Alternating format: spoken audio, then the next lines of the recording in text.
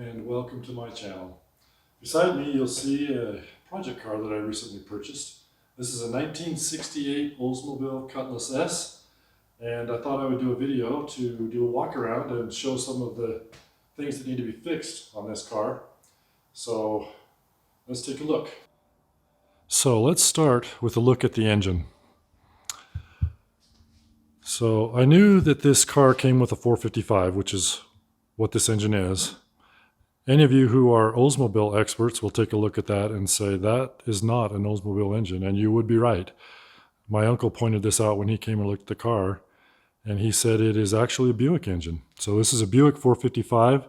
I looked up the manufacturer code stamped on the side, and it was made in 1975, so it's a later model.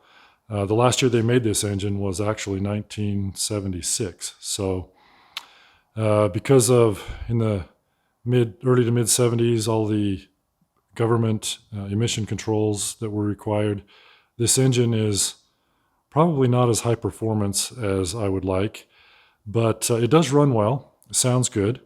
So my plan is to basically just leave it as it is for now. That'll be the last thing I work on is the engine. So we'll get everything else fixed up, put it on the road, test it out, see what I think, and then if I need to do some performance modifications later, then that's what I'll do. So let's move down and take a look at the front end. So as you can see, the grille is missing. So I am going to need to find a grille, which I don't think will be too big of a deal. So we'll be looking for one of those. Moving over to the driver's side. The metal on this side actually looks pretty good. It's pretty straight. There was some previous body work done. You probably can't see it on the video, but there's some things that'll need to be smoothed up and fixed. So before we get to painting, there is a scratch down here on the front. This car was in a little bit of an accident before it was delivered to me. So that's one of the items I'll need to fix. Shouldn't be too hard. Looking at the windshield, you can see it's pretty shattered. So I will be replacing the windshield. The rest of the body on this side doesn't look too bad. Moving to the back, this bumper has had some issues. So maybe you can see from the side, so you can see that bottom is dented in down there. And you can really tell when you look over here, see how this is pulled back. It should be up in here, and it's pulled back here. So that's been dented on that side. It's also been dented on this side. This was what happened in that last accident. So the bumper is pushed in, which also crumpled this corner on this rear quarter panel.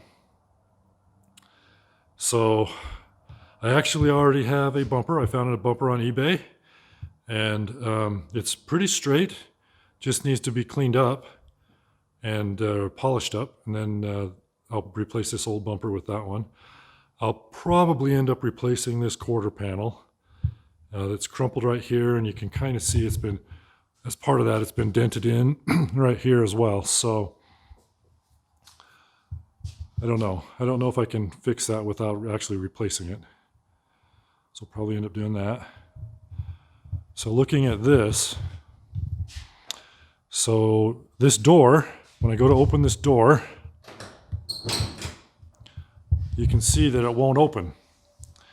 It hits right here. So something is misaligned. I think it's this front fender.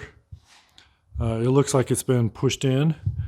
Obviously, there was a bunch of Bondo in there, and it was loose, and I pulled on it and it just popped right out. So that needs to be fixed.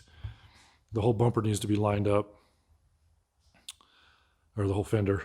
There's also a big dent right here on the front, right above the light. That'll need to be popped out and fixed. So if I can fix this, I'm going to give it a shot. I'm going to try to fix this fender without replacing it. If I can't do it, then I'll just buy a new fender and we'll replace the whole fender. So other than the windshield, The rest of the glass, of course these windows are down right now, but the glass actually looks really good. It's in pretty good shape. The rear window, the sides are looking good. The top looks like it's in good shape. You know, it's going to obviously need a paint job, but I don't see any dents or dings or anything up there. So that looks really good. One of the things I'm going to need to do is replace or find a matching rim that looks like this. This is a NK rim, and in the accident, the rim on the other side, on the driver's side, was ruined.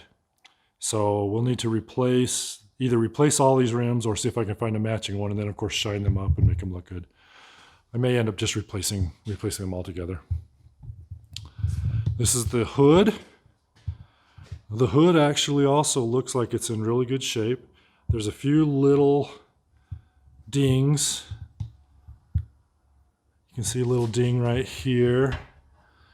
It needs a little bit of work, a little bit of smoothing, but for the most part it looks really good.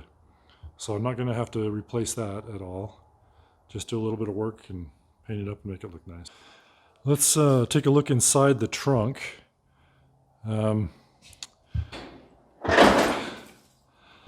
So pretty spacious in there. Obviously it needs to be cleaned out.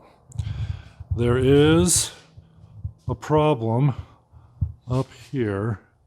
You can see how this is really rusted out. So I'm not sure if that's going to be repairable. I think I might be able to. We'll give it a shot. If I can't repair it, we're going to have to replace the trunk lid. So let's take a closer look at the interior. So as you can see, this front bench seat is in pretty bad shape. My idea is to actually replace that bench seat with a couple of bucket seats. I know that they did have that as an option in this 1968 Oldsmobile, so I think I'll replace that with a couple of bucket seats and a center console. The back seat is actually in pretty decent condition. It's really dirty. I am going to recover it. Obviously, we'll need to reupholster that. But as far as everything else on the seat, it's in good shape. So the dashboard, you can see some cracks up there along the dashboard. So the dashboard needs some work.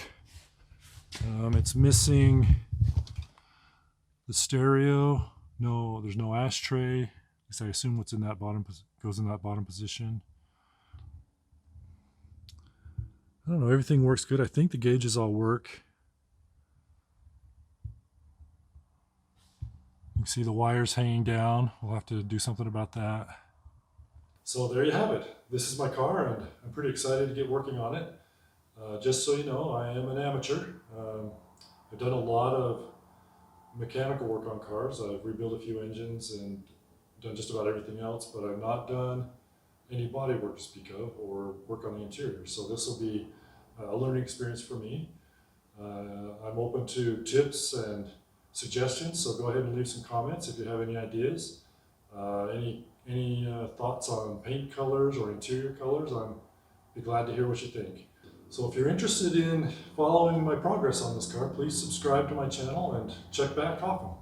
My next step will probably be to lift the car up off the ground, look underneath, and see what needs to be done under there. So thanks for watching.